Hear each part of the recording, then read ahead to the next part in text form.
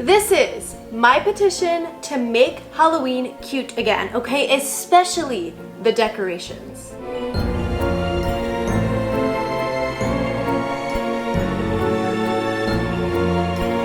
Think back to when you were like in preschool, okay? The good old days. Halloween back then meant you got to stay up late, watch a movie, eat candy. I mean, what more could a kid want? And then we got older and Halloween became all about blood and gore, and listen, no hate if you love those things, it's just not for me. I miss the good old days of rated G, wholesome Halloween where the scariest thing is the possibility of your siblings stealing your candy. So this year, I'm doing Halloween my way, which means it's going to be cute, aesthetic, and not scary at all. Let's get into it. I made all of my decorations using my Cricut, which is basically a cutting machine. So as you can see here, it's cut out the shapes that I need for my witch hats. I also made candy corn, bats, and used it to make letters. But first I'm going to work on assembling these witch hats. So as you can see, I'm drawing a line of glue, and after a lot of experimentation, I found that this was the best way to get the hats to actually look like a cone and to stick really well. So once that glue is dry, it's time to add the base of the hat. So you just thread the cone through the base and then add a line of glue around the whole bottom. You definitely don't want to skimp out on the glue here. And then you slide the base to the bottom and press to stick it together.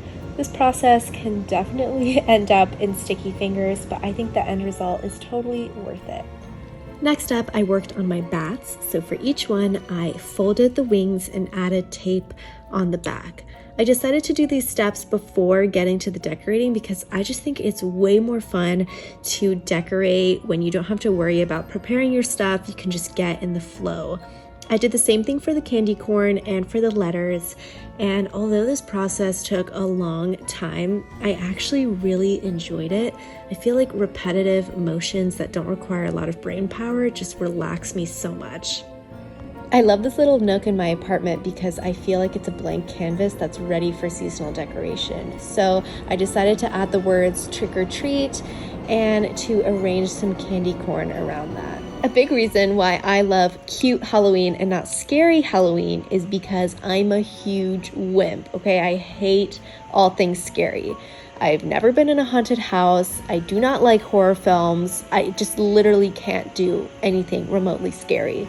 But I really admire those of you who like those things because you're way braver than I am. I'm 20 and I will still avoid going into Spirit Halloween because I'm scared of the decorations. Embarrassing? Yes, but please tell me I'm not the only one. These cutesy decorations are way more fun to me than the ones in Spirit Halloween, and I have something even more adorable coming up next. I've seen these bat wall decorations popping up over Pinterest over the last couple years, and I've been dying to try it. Like I said, I love cute decorations. But funnily enough, despite being a huge scaredy cat, Halloween has always secretly been my favorite holiday because of the costumes. I love dressing up, and I was so excited for it every year.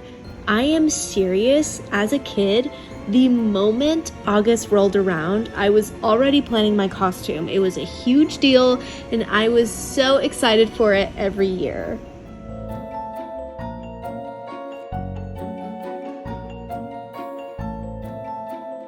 Okay, this next part totally leveled up the decorations.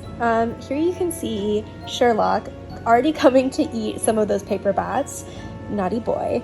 But anyways, I decided to attempt to make a witch hat chandelier. I honestly didn't think it was going to work, but after a lot of trial and error, I think it ended up looking pretty cute. It was a little frustrating because actually the hats kept falling to the floor, and one of them unfortunately fell prey to Sherlock's mischief. But after some perseverance, it ended up looking stunning. It was totally worth the effort. the joy I felt when I saw the decorations was exactly why I wanted to make them in the first place. Now that I'm an adult, Halloween just doesn't have the same spark that it had when I was a kid. Like, why does everything get boring when you're an adult? But making these decorations just honestly made me feel like a kid again. It was so fun. If you ever want to get in touch with your inner child, I highly recommend doing some crafting. My final Halloween craft of the season is a dog bandana for Sherlock. I printed out this image of Zero from Nightmare Before Christmas out of this material called transferable vinyl.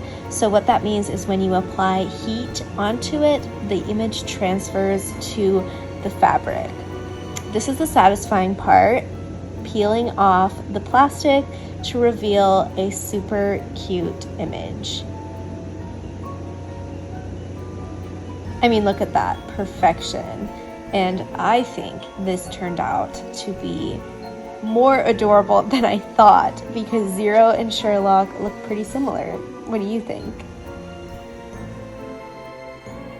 Thank you so much for watching today's video. I really hope you enjoyed it and that you're inspired to get crafting now. If you've been around, you may have noticed I do have a dog now. His name is Sherlock and he's a rescue. We are still getting to know each other, but I can't wait to feature him in future videos. See you in the next one.